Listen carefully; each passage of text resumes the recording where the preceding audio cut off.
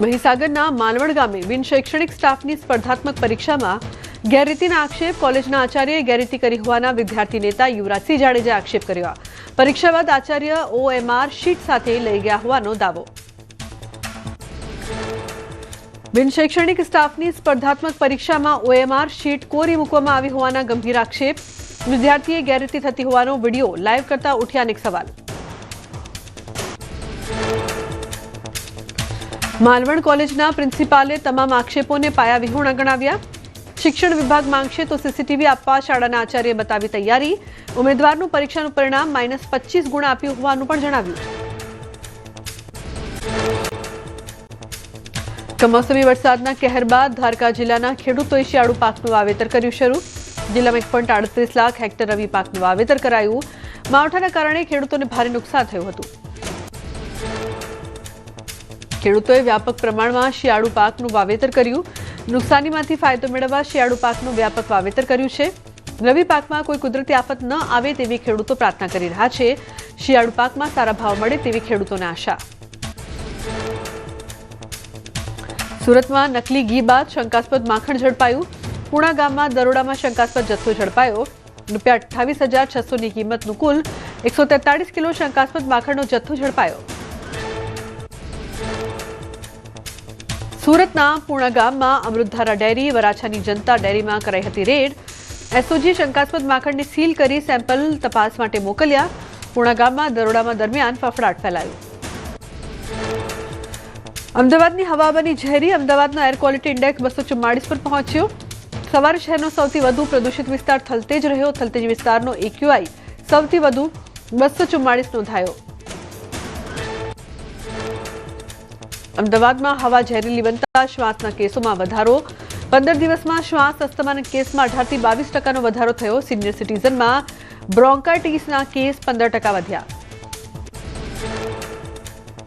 રાષ્ટ્રીય રાજધાની દિલ્હીમાં હવા ઝેરી બની. સતત વધતા AQI સ્તરના કારણે લોકોની સમસ્યાઓ વધી. બાળકો અને વૃદ્ધોમાં આંખોમાં બળતરા, શ્વાસ લેવામાં તકલીફ. ડોક્ટરોએ લોકોને માસ્ક પહેરવાની સલાહ આપી. નલિયામાં સૌથી ઓછું 10 ડિગ્રી તાપમાન નોંધાયું. અમરેલી અને વડોદરામાં 15.4 ડિગ્રી તાપમાન નોંધાયું. ગાંધીનગરમાં 15.5, રાજકોટમાં 15.8, ભુજમાં 16, ડીસામાં 16.4 ડિગ્રી તાપમાન નોંધાયું. અમદાવાદમાં 16.5, પોરબંદરમાં 17.2 ડિગ્રી તાપમાન નોંધાયું. અમદાવાદમાં વહેલી સવારથી ઠંડીનો ચમકારો. ઠંડીની સાથે શહેરમાં ધુમ્મસભર્યું વાતાવરણ જોવા મળ્યું. ધુમ્મસના કારણે વિઝિબિલિટી ઘટી. વહેલી સવારે વાહન ચાલકોને પરેશાની થઈ. વિઝિબિલિટી ઘટતા વાહનોની હેડલાઇટ ચાલુ રાખવાની ફરજ પડી. ઠંડીને લઈને હવામાન વિભાગનું પૂર્વાનુમાન. આગામી 7 દિવસ વાતાવરણ સૂકું રહેશે. શિયાળાની સિઝનમાં કોલ્ડ વેવની ફ્રીક્વન્સી સામાન્ય રહેશે. સૌરાષ્ટ્રનો મધ્ય ભાગ, ઉત્તર ગુજરાત અને કચ્છમાં લઘુત્તમ તાપમાન સામાન્ય અથવા સામાન્યથી નીચે રહેશે. ઠંડી માટે હજુ જોવી પડશે રાહ. હવામાન વૈજ્ઞાનિક અશોક દેસાઈએ કરી આગાહી. 24 ડિસેમ્બર બાદ શિયાળો જામશે. દિત્વા વાવાઝોડા બાદ બંગાળની ખાડીમાં સિસ્ટમ બનશે, જેની અસર વાતાવરણ પર પડશે. આજથી કાતિલ ઠંડીનો રાઉન્ડ શરૂ. ઠંડી અંગે હવામાન નિષ્ણાંત અંબાલાલની આગાહી. 12 ડિગ્રી જેટલું નીચું તાપમાન જઈ શકે. 7 ડિસેમ્બર સુધી સામાન્ય ઠંડી રહી શકે. ઉત્તર ગુજરાતના ભાગોમાં ઠંડીનું જોર રહી શકે. અમદાવાદ, ગાંધીનગરમાં પણ ઠંડીનું જોર રહેશે. રાજ્યમાં ઠંડી બાદ માવઠાનો પ્રકોપ રહી શકે. ડિસેમ્બરમાં બે માવઠાનો માર રહી શકે છે. 5 થી 10 ડિસેમ્બરમાં હવામાનમાં પલટો આવશે. ઉત્તર મધ્ય ગુજરાતમાં ભાગોમાં વધુ અસર થશે. ઉત્તર મધ્ય ગુજરાતમાં વધારે પલટો આવશે. 18 થી 24મીએ ફરી હવામાનમાં પલટો આવશે. 18 થી 24માં બંગાળ ઉપસાગરમાં ડીપ ડિપ્રેશન બની શકે. ડિસેમ્બરના પાછલા દિવસોમાં માવઠું થઈ શકે. બીજા પખવાડિયાનું માવઠાની તીવ્રતા વધુ રહી શકે. માવઠાના મારથી ખેતીના પાકમાં નુકસાન થઈ શકે. જીરુના પાકમાં ચરમો આવવાની શક્યતા. તુવેરના પાકમાં પણ નુકસાન થવાની શક્યતા. શાકભાજીના પાકમાં પણ થઈ શકે અસર.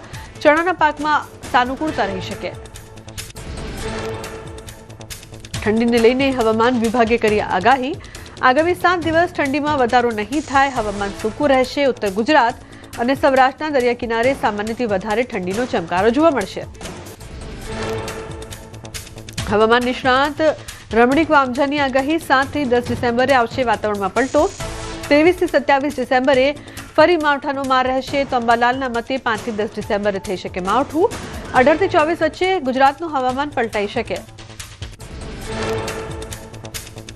કાશ્મીર ખીણમાં કાતિલ ઠંડીનું મોજું ફરી વળ્યું.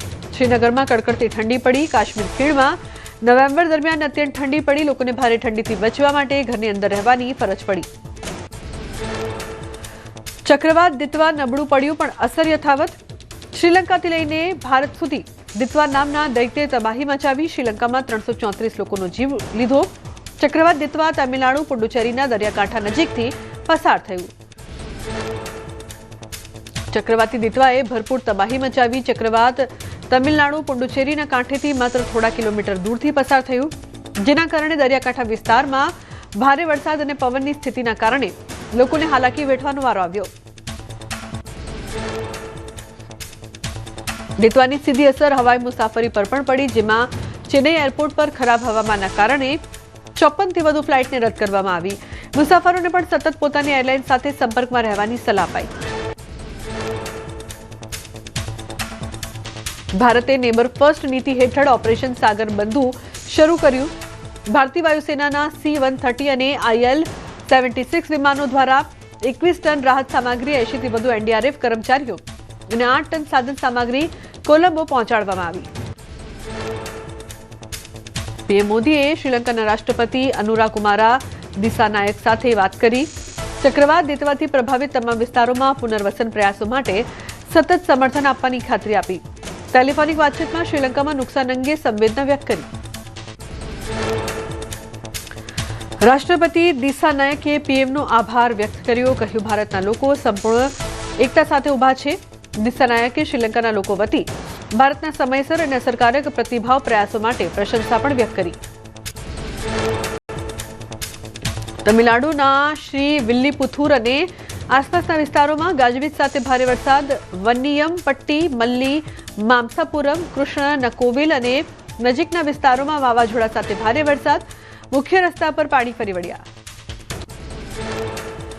ચક્રવાત દિત્વાએ તમિલનાડુમાં તબાહી મચાવી. નાગાપટ્ટિનમ જિલ્લામાં ભારે વરસાદથી નુકસાન થયું. વેદારણ્યમ નગરપાલિકાના પ્રથમ વોર્ડના લોકોના ઘરોમાં વરસાદી પાણી ઘૂસ્યા, જેના કારણે અનેક સમસ્યાઓ સર્જાઈ.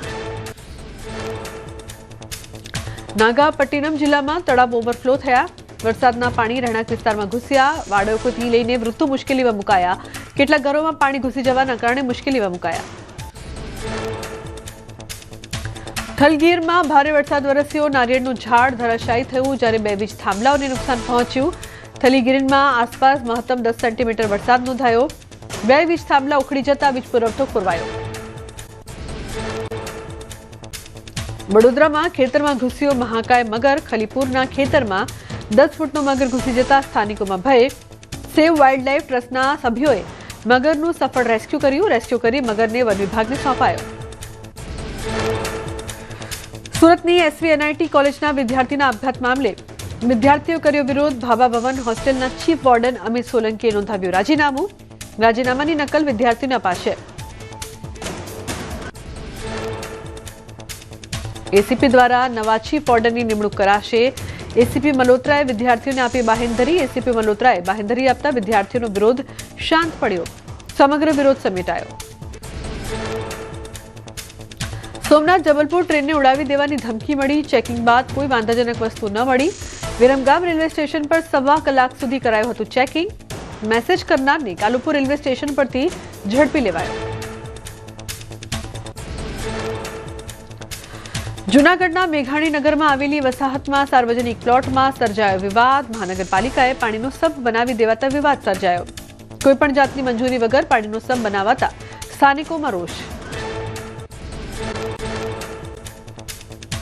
ગાઝિયાબાદમાં ચોરની હરકત સીસીટીવીમાં થઈ કેદ. ઓપ્ટિકલ્સની દુકાનમાં કાઉન્ટરમાંથી ફોન ચોરી, આરોપી થયો ફરાર.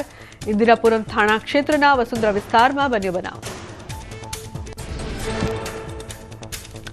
સુરેન્દ્રનગરમાં સસ્તામાં ડોલર આપવાની લાલચ આપી છેતરપિંડી. પોલીસે 3 માસથી ફરાર આરોપીને ઝડપી પાડ્યો.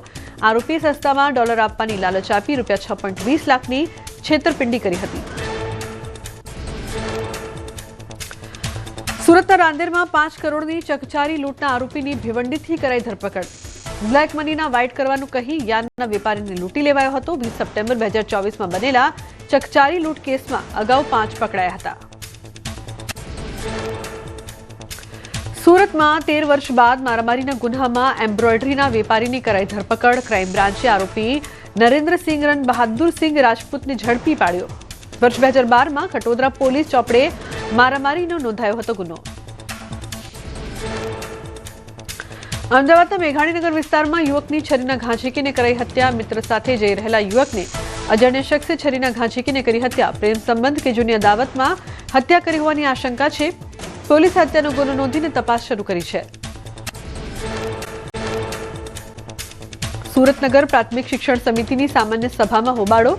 શિક્ષકોને બીએલઓની કામગીરી સોંપવા મુદ્દે વિપક્ષે ઉઠાવ્યા સવાલ. શિક્ષકોને બીએલઓની કામગીરી સોંપવાથી વિદ્યાર્થીઓના અભ્યાસ પર અસર થતી હોવાના આરોપ. સુરતમાં પૂર્ણા વિસ્તારની સદવિચાર હોસ્પિટલમાં ગર્ભવતી મહિલાનું મોત થયું. જોડિયા બાળકોને જન્મ આપ્યા બાદ મહિલાનું મોત. પરિવારજનોએ ડોક્ટર સામે લગાવ્યા આરોપ. ડોક્ટરની બેદરકારીથી મહિલાનું મોત થયાનો કર્યો આક્ષેપ. સુરતના પુરવારનગર સેવકે દબાણને લઈને લખેલા પત્ર મામલે વેપારીઓમાં ડરનો માહોલ. પત્ર બાદ ચોટા બજારમાં વેપારીઓ દુકાન બહાર કરેલું દબાણ અટક્યું. દબાણ ખાતામાંથી મેસેજ આવતા વેપારીઓમાં ડરનો માહોલ. દાહોદમાં આપના કાર્યકર પર મહિલાને માર મારવાનો આરોપ લાગ્યો. છોકરી સોંપવા મુદ્દે થઈ બબાલ. કાર્યકર અને 3 શખ્સોએ મહિલાને માર માર્યો હોવાનો આરોપ. કાર્યકર સહિત 4 શખ્સો સામે નોંધાઈ ફરિયાદ. સુરતના પૂર્વ શહેર ભાજપ પ્રમુખનો મેયરને પત્ર. કોટ વિસ્તારના દબાણો હટાવવા કરી રજૂઆત. દબાણો હટાવવા મેયરને અંગત રસ દાખવવાની કરી રજૂઆત. દબાણની સમસ્યાનો કાયમી ઉકેલ લાવવાની માંગ કરી. રાજકોટ જિલ્લાના ઉપલેટા ગ્રામ્ય પંથકમાં રોડ રસ્તા અતિ બિસ્માર હાલતમાં. રોડ પરથી પસાર થવું મુશ્કેલ બન્યું. સતત ધૂળને ડમરી ઉડતા શ્વાસ લેવામાં પડે છે તકલીફ. અનેક રજૂઆતો કરાઈ હોવા છતાં સ્થિતિમાં કોઈ સુધાર થયો નથી. રાજકોટ શહેરમાં અંગ્રેજી માધ્યમની સરકારી શાળા વધારવાની માંગ ઉઠી. જાગૃત નાગરિકે શહેરમાં અંગ્રેજી માધ્યમની શાળાઓ શરૂ કરવા શિક્ષણ વિભાગને રજૂઆત કરી. મધ્યમ વર્ગના લોકો ખાનગી શાળાઓમાં મસ્ત મોટી ફી ન ભરી શકતા હોવાની કરી રજૂઆત. બનાસકાંઠાની ધાનેરા વિધાનસભા વિસ્તારમાં એસઆઈઆરની કામગીરી પૂર્ણ. કુલ 2,84,647 મતદાતાઓના 100% ગણતરી ફોર્મના ડિજિટલાઇઝેશનની પ્રક્રિયા પૂર્ણ કરાઈ. ધાનેરા વિધાનસભા વિસ્તારમાં ફોર્મના ડિજિટલાઇઝેશનની પ્રક્રિયા સૌપ્રથમ પૂર્ણ થઈ. મેવાણીના નિવેદન પર ભાજપનો પલટવાર. કહ્યું આ સમગ્ર બક્ષીપંચ સમાજનું અપમાન છે. ધારાસભ્ય તરીકેની ગરિમા લચવી. એસસી મોરચા ભાજપે કહ્યું માફી નહીં માંગે ત્યાં સુધી વિરોધ કરાશે. ગાંધીનગરમાં સીએમ ભૂપેન્દ્ર પટેલની અધ્યક્ષતામાં સ્ટેટ લેવલ બેન્કર્સ કમિટીના 187મી બેઠકનું કરાયું આયોજન. બેઠકમાં મુખ્યમંત્રીના હસ્તે 3 લીડ ડિસ્ટ્રિક્ટ મેનેજરનું ટ્રોફી અને પ્રમાણપત્રથી સન્માન કરાયું. અમદાવાદમાં કર્ણાવતી ક્લબ ખાતે યોજાયો પારસી ઉત્સવ અને સન્માન સમારોહ કાર્યક્રમ. સીએમ ભૂપેન્દ્ર પટેલની ઉપસ્થિતિમાં પારસી ધર્મગુરુઓનું કરાયું સન્માન. મુખ્યમંત્રીએ પારસી રત્ન એવોર્ડ એનાયત કર્યા.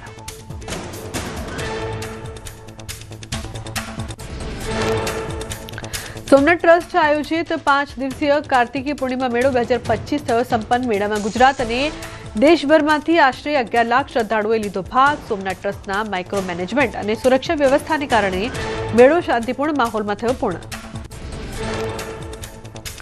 કાર્તિકી પૂર્ણિમા મેળામાં 50થી વધુ રાઇડ્સ, 200થી વધુ ખાણીપીણીના સ્ટોલ્સ મુખ્ય આકર્ષણ બન્યા.